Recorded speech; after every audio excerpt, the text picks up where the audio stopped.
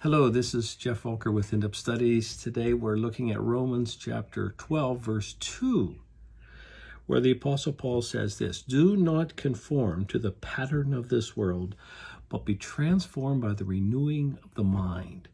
Then you will be able to test and approve what God's will is, his good, pleasing, and perfect will." Now, what is Paul really getting at? Well, the first part is rather straightforward. Do not conform to the pattern of this world. We're warned about that. That is, world meaning the sinful direction of the society around us in general. So that's pretty straightforward. But then it says, but be transformed by the renewing of your mind. And when it says renewing of your mind, they're talking about Scripture.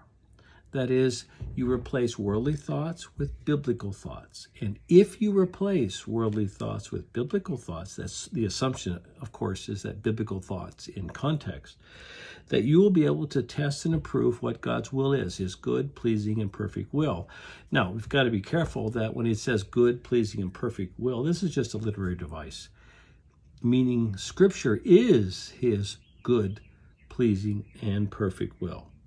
So, if you replace worldly thoughts with biblical thoughts, then you will know God's will.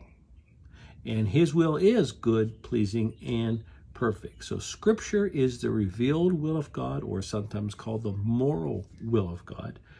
It is the standard by which we are to conform our lives to. We're not to conform to the world, but we are to have our minds renewed. That is, biblical thoughts replace worldly thoughts.